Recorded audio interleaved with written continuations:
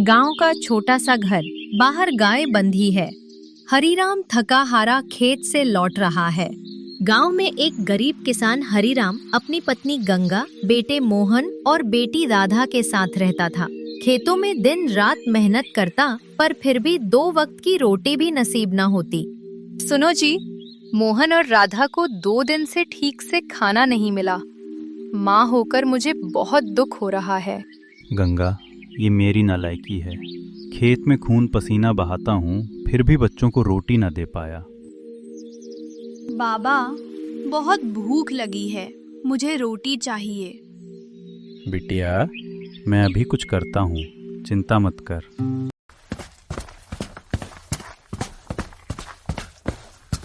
ठाकुर रंजीत सिंह की बड़ी हवेली। वो हवेली के बाहर बैठा, उसका चेला रतन पास खड़ा है। ठाकुर रतन को देखकर ठहाका मारकर हंस पड़ा। आओ रतन, क्या बात है? रास्ता भूलकर आए हो क्या? राम राम ठाकुर साहब, मुझ गरीब पर दया कीजिए। ठाकुर साहब, बच्चों के पेट में 2 दिनों से अन्न नहीं है, थोड़े पैसों की मदद चाहिए। अरे वाह, ठाकुर साहब ने सबके भूख का ठेका ले रखा है क्या? चल चल, अपना रास्ता नापो।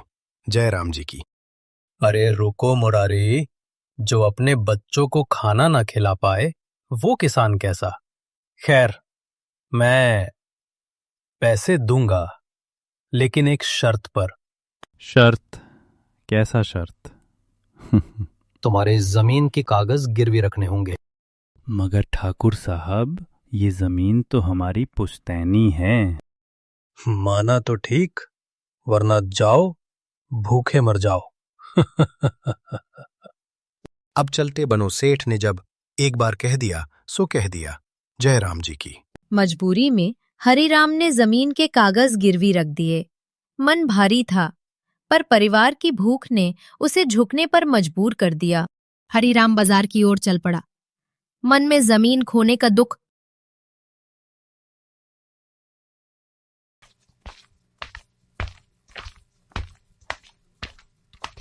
हरीराम घर लौटता है। थैले में राशन था।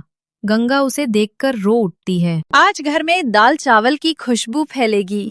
माँ, आज मैं खुद चूल्हे में लकड़ियाँ डालूंगा। वाह, आज पेट भर खाना मिलेगा। उस रात पूरे परिवार ने पेट भरकर भोजन किया। वर्षों बाद उनके घर में हंसी और तृप्ति की गूंज सुनाई दी। हरीराम चिंतित होकर भटकता चला जा रहा, और वह अनजाने में जंगल की ओर चला जाता है। घना जंगल, पक्षियों की आवाज। हरीराम थका हारा चलता जा रहा है।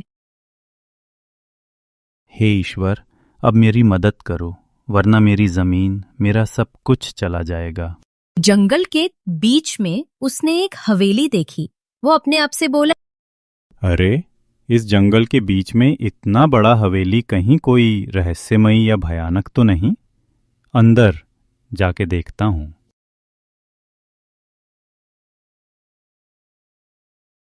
हरीराम हवेली में कदम रखता है, और अचानक उजाले से भरी फूलों और तितलियों से सजी जादुई दुनिया प्रकट होती है। हे भगवान, ये कहाँ आ गया मैं? ये तो कोई सपना लगता है। इतने सुंदर फूल, इतनी रोशनी। अचानक एक सुनहरी रोशनी से एक परी प्रकट होती है। हरीराम, डरो मत, तुम हमारे लोक में आ गए हो। आप कौन हैं देवी? क्या मैं मर गया हूँ? नहीं हरीराम, तुम जीवित हो। मैं सुवर्णा हूँ, इस जादुई लोक की रक्षक परी। मगर तुम्हारा हृदय दुख से भरा है, क्यों? मैं एक गरीब किसान हूँ। 2 दिन से मेरे बच्चों ने अन्न का दाना नहीं देखा। जमींदार ने मेरी जमीन गिरवी रख ली है। अब मैं न घर लौट सकता हूँ, न अपने बच्चों का मुंह देख सकता हूँ। हरीराम, तुम्हारे शब्दों में सच्चाई है, तुम्हारे कपड़ों में मिट्टी है, मगर दिल में ईमानदारी। जो व्यक्ति मेहनत और सच्चाई नहीं छोड़ता, उसके लिए स्वर्ग के द्वार भी खुल जाते हैं। परी अपना जादुई छड़ी घुमाती है, और एक घड़ा सोने के सिक्कों से भरा प्रकट होता है। ये घड़ा तुम्हारे परिश्रम का फल है हरीराम। इसमें स्वर्ण मुद्राएं हैं, जो तुम्हारे परिवार का भूख मिटा देंगी। मगर याद रखना, इनका उपयोग केवल अपने भले और दूसरों की मदद के लिए, वरना सब कुछ भस्म हो जाएगा। देवी, मैं आपके चरणों में प्रणाम करता हूँ। मैं वचन देता हूँ कि इस धन से सिर्फ भलाई करूँगा। याद रखना हरिराम, सच्चाई का मार्ग कठिन होता है पर अंत में वही जीतता है। अब जाओ और अपने परिवार को इस वरदान से सुखी करो। हरिराम आंसुओं से भरी आंखों से उस घड़े को उठाता है और भावुक होकर आसमान की ओर देखता है। हे भगवान, आपने मेरी सुन ली। अब मैं किसी गरीब को भूखा नहीं रहने दूंगा। हरिराम उस घड़े को लेकर घर की ओर चल पड़ा। अब उसके कदमों में थकान नहीं बल्कि एक नई उम्मीद की चमक थी। हरिराम घड़ा लेकर घर लौटता है, गंगा और बच्चे देखकर चकित। ये चमत्कार कैसे हुआ? जंगल में सुवर्णा नाम की परी ने हमें ये वरदान दिया। कहा है कि हमें दूसरों की भी मदद करनी होगी। अब हम हर भूखे को खाना खिलाएंगे। अब हमें भूखा नहीं रहना पड़ेगा। हरिराम ने कर्ज चुकाया, जमीन वापस पाई और गांव के गरीबों की मदद करने लगा। ठाकुर रंजीत सिंह किसान की तरक्की देखता है और ईर्ष्या करता है। ये हरिराम तो गरीब था, इतना अमीर कैसे हो गया? जरूर कोई रहस्य है। चलो आज रात को उसका रहस्य जानते हैं। रात को रंजीत सिंह और उसका चेला हरिराम के घर में झांक के देखते हैं। हरिराम, सुवर्ण परी ने हमारा कितना एहसान किया है ना। तब हरिराम फिर से सुवर्ण परी का किस्सा दोहराता है। मैं भी उस परी के पास जाऊंगा। चलिए साहब, मैं भी चलता हूँ। जय राम जी की। वे जंगल की ओर जाते हैं और सुवर्णा परी के सामने पहुंचते हैं।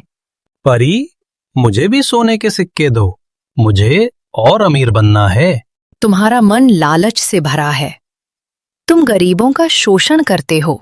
मुझे किसी उपदेश की जरूरत नहीं, बस धन चाहिए।